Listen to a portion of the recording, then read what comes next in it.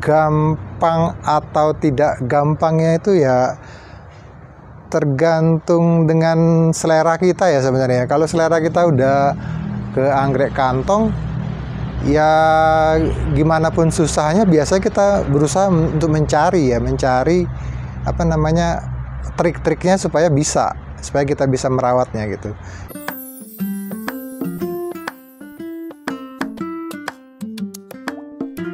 Assalamualaikum teman-teman pecinta anggrek, selamat datang kembali di channel aku, Devi Anggina. Terima kasih sudah klik video ini dan aku ucapkan selamat datang untuk teman-teman yang baru di channel aku. Jangan lupa subscribe dan nyalakan tombol notifikasinya agar kalian tidak ketinggalan video-video dariku. Pada video kali ini aku mau share ke teman-teman tentang perawatan Paphiopedilum. Nah, Paphiopedilum termasuk anggrek ya teman-teman. Tapi sebelumnya aku mau nge-review ini dulu nih teman-teman. Ini adalah serangkaian produk dari Scarlett untuk anti-agingnya ya teman-teman. Dan produk ini bisa digunakan oleh teman-teman yang berusia di atas 25 tahun. Kebetulan aku sudah rutin pakai ini nih teman-teman sejak bulan yang lalu. Dan aku seneng banget karena kulitku terlihat lebih cerah. Setelah aku rutin pakai produk anti-aging ini, aku merasa tanda-tanda penuaan dini seperti ada kerut di sekitar area mata sudah mulai memudar dan juga flek hitamnya juga mulai memudar. Terus kulitku terasa lebih lembab dan juga kenyal ya teman-teman. Jadi teman-teman yang mengalami tanda-tanda penuaan dini bisa banget pakai produk ini ya teman-teman. Untuk penggunaan, pertama kita membersihkan wajah menggunakan ini ya. Dan untuk penggunaannya sama seperti kita membersihkan wajah pada umumnya, kita keluarkan terlebih dahulu, lalu tambah sedikit air, lalu kita basuh ke seluruh area wajah, baru kita bilas. Selanjutnya kita pakai ini essence tonernya. Ini juga cara pakainya kita cukup kasih beberapa, kalau aku biasanya 2 semprot seperti ini, lalu kita basuh ke seluruh wajah. Selanjutnya kita pakai serumnya ya teman-teman. Dan untuk serumnya aku biasanya juga pakai sekitar 2 tetes serum. Untuk teksturnya tuh seperti ini. Selanjutnya penggunaan eye serum teman-teman. Dan untuk penggunaannya ini sedikit saja sebesar biji kacang hijau. Ini kira-kira segini. Lalu aku oleskan ke area sekitar mata di bagian atas dan juga bawah mata. Ini berfungsi untuk menyamarkan garis halus yang ada di sekitar mata dan juga mencerahkan. Dan terakhir penggunaan moisturizer-nya ya teman-teman. Dan untuk teksturnya tuh seperti ini, warnanya bening dan ini bisa kita gunakan ke semua area wajah dan juga leher ya. Penggunaan serangkaian produk dari Scarlett anti-aging ini bisa mencegah radikal bebas, melembabkan, memberikan efek menenangkan pada kulit, lalu juga mengurangi garis-garis halus pada kulit dan bintik hitam. Untuk pemesanan aku cantumin di kolom deskripsi ya teman-teman.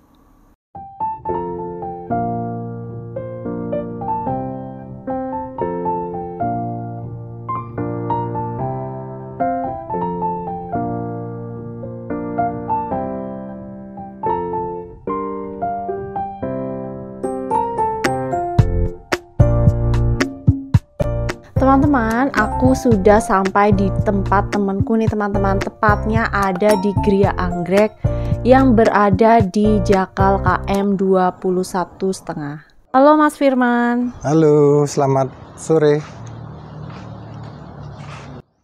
Ini anggrek apa ya Mas? Ini masuknya ke Brahmipedium. Ini sudah hibrid sih, silangan.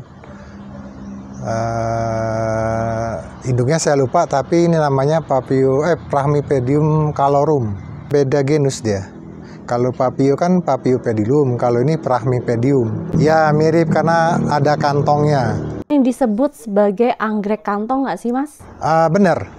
Cuman stop sampai di kantong aja nggak. Biasanya kan orang kan nyebut, oh anggrek kantong semar. Oh salah. Nggak pakai. Karena kalau kantong semar itu kan kantongnya kan berfungsi sebagai perangkap ya, perangkap serangga. Sementara kalau di Paphiopedilum dan Brahmipedium dia tidak berfungsi untuk menangkap serangga, hanya sebagai hiasan. Semua yang ada di meja ini Paphio semua Mas? Ya, ini semuanya Paphiopedilum sama Brahmipedium. Ada yang hibrid, ada yang spesies. Ini yang kecil-kecil juga.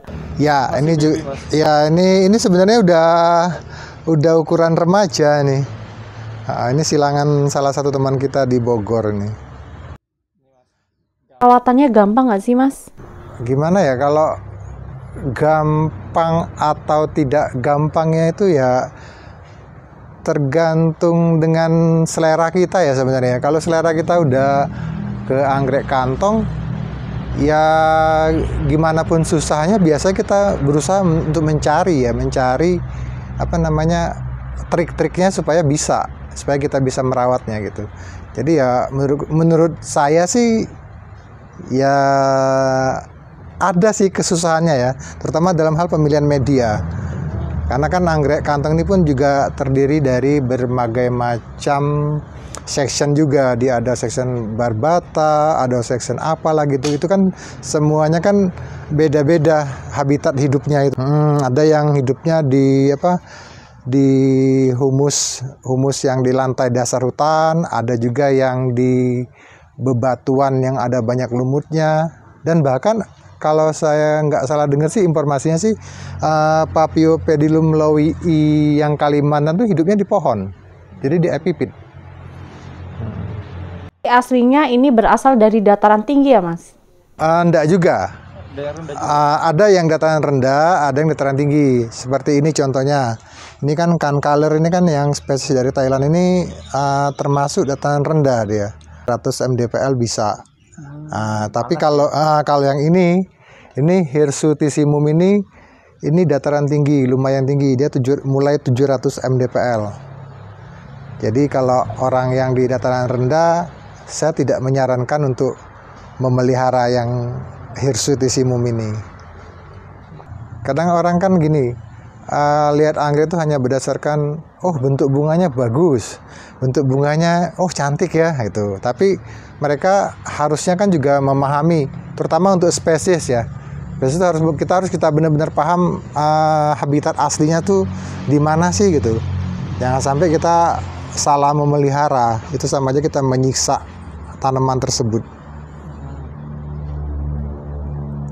Itu yang ungu ini Paphiopedilum Victoria Regina. Ini asalnya Sumatera Barat kalau nggak salah ini. Mula mau nanam ini bisa, Mas? Bisa. Kalau saya pemula yang menyukai Paphiopedilum, saya sarankan Kankaler. Itu paling gampang karena udah terbukti sih. Ada beberapa teman yang tinggalnya di Batam ataupun di Jakarta yang tanah rendah ya bisa. Sangat gampang kalau ya Kankaler. Kankaler, Godebroeae ini bisa nih. Sama Leucoxylum itu masih bisa lah. Sayang bunganya udah layu nih. Exul ini bisa nih. Exul ini kalau nggak salah habitatnya 200 mdpl ke atas. Ini termasuk bisa. Dia yang cocok untuk Papio itu apa, Mas? Kalau di sini saya pakainya tetap mix antara pakis cacah dengan skam bakar. Cuman atasnya saya kasih topping humus bambu untuk pelembabnya. Jadi dia nggak terlalu kering jadinya. Ini kan ada yang spesies sama ada yang hibrid ya, Mas. Apakah perlakuannya sama? Sama. Terus kalau penyiraman, nah ini yang kadang yang selalu banyak orang menanyakan ya, itu Papio nyiramnya berapa hari sekali sih? Termasuk juga untuk anggrek-anggrek lain. Kalau saya sih, terutama untuk Papio ya, saya selalu mengecek medianya. Kalau misalnya medianya saya kira masih kayak ini kan masih basah gini kan, ini mungkin nggak perlu disiram, nggak apa-apa. Tapi kalau udah mulai kering seperti ini tapi tetap ini kan di bawahnya kan ada pakis, tetap saya cek dulu, saya korek-korek kayak gini. Kalau misalnya oh masih dingin, oh berarti dia masih lembab. Jadi nggak perlu disiram. Paling di sprayer ya. Sekalian pemupukan kan kalau sprayer kan. Untuk kebutuhan cahaya, apakah sama untuk yang spesies sama hibrid? Sama. Kalau saya bilang sama ya, menurutku ya. Tapi ada beberapa papio yang seperti apa ya? Ini seperti Javanicum. Bentar, saya ambilkan contohnya. Nah ini yang Javanicum ini dia itu kalau kata teman-teman sih kalau pas spike itu kudu lebih diiupkan katanya, lebih tersembunyi katanya. Dipindah. Iya. Tapi kalau saya enggak sih di sini. Tetap pakai paranet. Kalau papio saran saya tetap pakai paranet. Jangan langsung kena sinar matahari. Dan di bawah plastik UV ya kalau saya bilang sih. Karena medianya kan termasuk yang bisa nahan air dalam waktu yang lama ya. Jadi dia kalau terlalu kena hujan langsung, khawatirnya sih ini terjadi pengendapan air terlalu lama, efeknya akan jadi busuk.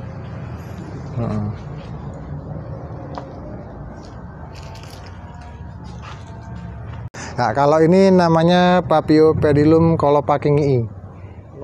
Ya, colopakinii. Ini besar sekali pohonnya. Kalau infonya sih di antara papio itu paling besar, paling lebar daun ini, colopakinii ini. Bunganya enggak terlalu besar sih. Biasa, bunganya biasa, cuman bunganya itu bisa mekarnya bareng itu. Tidak satu mekar, satu layu, enggak. Dia biasanya sekali berbunga tuh mungkin 5 kuntum apa 4 kuntum sekaligus mekarnya. Kalau nggak salah jenisnya apa ya? Aku kalau nggak salah multiflora apa ya gitu pokoknya. Kalau yang ini beda lagi, ini Intaniae kalau nggak salah ini. Ini udah koleksi saya yang lama sekali dan belum pernah berbunga. Jadi saya masih penasaran ini apakah ini Intaniae, apakah ini Gigantifolium. Tapi saya lebih yakin ini Intaniae. Mudah-mudahan Intaniae. Mungkin kalau ada teman-teman yang paham, lihat daunnya aja, monggo komen di komentar. Enggak kalau untuk Paphiopedilum menggunakan media arang? Bisa sih pakai arang sih. Ada salah satu teman saya sih yang dia tanam ini kayak tanam apa ini namanya Paphiopedilum exul. Dia pakai arang bongkar-bongkaran, cuman dia di mix sama pakis cacah dan humus bambu juga, tapi sedikit humus bambunya. Nah tapi efeknya ya gitu, karena dia cuman areng doang ya harus mau nggak mau ya harus rutin nyiram setiap hari, terutama pada saat musim kemarau. Kisaran harga berapa ini Mas? Kalau untuk kisaran harga tergantung kalau saya sih tergantung jenis kelangkaannya sama tergantung saya banyak apa tidaknya. Kalau bagi saya ya biasanya sih kalau paling murah itu saya jual color itu per pohonnya itu 150 per pohon ya, karena bukan per pot seperti ini ya. Jadi ya hitungannya tuh per pohon. Ini misalnya kayak gini, ini ada satu gitu. Ya per batang ini ada 1, 2, 3. Jadi ya misalnya ini harganya 300 ya kali 300, 3 kali 300 jadi 900. Javanicum sih lebih murah, tapi kalau untuk pemula saya tidak menyarankan, terutama yang rumahnya di dataran rendah, karena Javanicum tuh habitatnya tuh di 1000 mdpl. Dingin berarti? Sangat dingin dan kelembapan tinggi. Jadi kalau untuk pemula ya mungkin bisalah kayak color kayak gini. Kan juga cantik kan bunganya kan. Kalau udah rumpun apalagi. Saya punya di luar sana, nanti ada kita lihat kan di luar rumpunnya besar sekali. Monggo, silakan datang ke kebun. Mau lihat-lihat, mau bertanya-tanya, bukan belajar ya. Saya juga masih belajar sih. Maksudnya mau sharing pengalaman gimana merawat papio, monggo. Nah, ini yang aku bilang tadi, kan color yang sudah rumpun besar. Ini dulu saya rawatnya udah dari Kudus ya. Kudus kan dataran rendah kan, itu 80 mdpl. Tapi dia bisa hidup bagus banget. Malah ada yang pohonnya lebih besar lagi dari ini daunnya. Nah, jadi ini sangat cocok untuk dataran rendah, untuk pemula. Ini yang kecil-kecilnya ini dijual segitu. Kalau yang kecil ini mulai 75-an kalau yang kecil. Ini kalau ini salah satu spesies yang ditemukan di bukit apa ya namanya? Pokoknya di daerah Purworejo nih. Namanya Paphiopedilum agusii. Karena yang meregister Kang Agus Bank. Terus kalau yang ini Supardii, ini dari Kalimantan. Nah ini juga menurut informasi sih, kalau kata teman-teman yang kerja di pertambangan Kalimantan tuh ini dibuang ini kalau pada saat land clearing pertambangan itu dibuang katanya. Iya. Kalau yang ini juga ini Javanicum. Ini aja susah berbunganya di sini. Apalagi tanah rendah. Musiman atau berapa periode gitu? Musiman. Biasanya kalau spesies itu rata-rata musiman ya, spesies. Oh, yang hibrid? Kalau yang hibrid enggak. Ini tergantung pemupukan kalau nggak salah kalau yang hibrid. Kalau Papio tuh kalau menurut pengamatanku sih dia membutuhkan perbedaan suhu siang malam tuh tinggi. Baru dia akan berbunga. Jadi misal suhu siang hari sampai 30 derajat sampai 32, nanti malam langsung ngedrop sampai di bawah 20 tuh biasanya akan merangsang pembungaan. Makanya pernah dengar enggak ada orang yang bilang disiram air es atau dikasih es batu di potnya katanya. Tapi ya saya sih nggak pernah melakukan yang se ekstrim itulah, alami aja lah, natural. Pada saatnya berbunga dia pasti akan berbunga. Kecuali lagi orang terlalu memaksakan. Misal ya itu tadi yang saya bilang, dataran tinggi kita pelihara dataran rendah. Itu ya lambat laun akan bikin anggreknya mati. Firman atas sharing ilmunya, sangat bermanfaat ini Mas. Sama-sama. Geria anggrek Jalan Kaliurang KM 21,5 atau WA dengan perjanjian dulu ya, takutnya pas saya pergi 0813 257 32 triple-nya 0. Itu tadi sekilas tentang Paphiopedilum, mudah-mudahan bermanfaat. Jangan lupa like, komen, dan share videoku agar bisa dinikmati oleh teman-teman pecinta anggrek di seluruh Nusantara. Selamat berkebun dan wassalamualaikum warahmatullahi wabarakatuh.